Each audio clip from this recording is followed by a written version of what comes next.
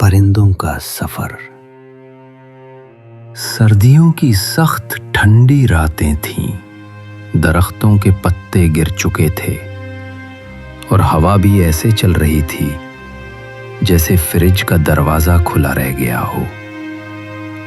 परिंदों के एक बड़े झुंड ने मशवरा किया, यार यहाँ तो सर्दी से हमारे पंजे भी जम गए हैं, चले किसी गर्म इलाके की तरफ चलते हैं जहाँ धूप हो, मज़े के कीड़े हों और फ्री वाईफाई भी मिल जाए। सबने खुशी खुशी हिजरत का प्लान बना लिया। सफ़र शुरू हुआ।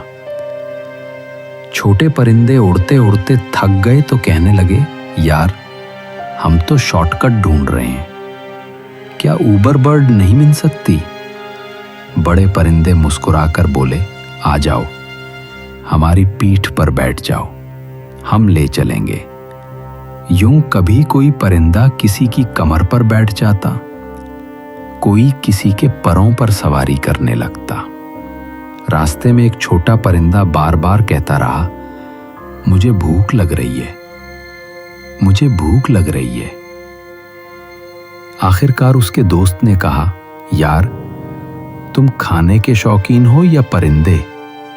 कभी सब साथ हंस पड़ते, कभी कोई सेल्फी फ्लाइट लेता और कभी रास्ता भूल जाते तो जीपीएस कबूतर को आगे लगा लेते। आखिरकार बहुत मेहनत, इत्तेहाद और एक दूसरे की मदद के बाद वो सब अपनी मंजिल पर पहुंच गए। गरम धूप में जाकर जब उन्होंने अपने पर खोले तो सब कहने लगे, वाह वाह, ये टीम वर्क कमाल की चीज है।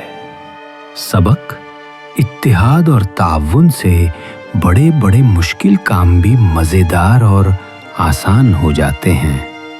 आखिर में अगर आपको ये कहानी पसंद आई है तो मेरे इस गरीब परिंदों जैसे चैनल को सब्सक्राइब कर दें, वरना ये परिंदे वापस जाकर बहुत उदास हो जाएंगे। Laughing face with tears of joy bird।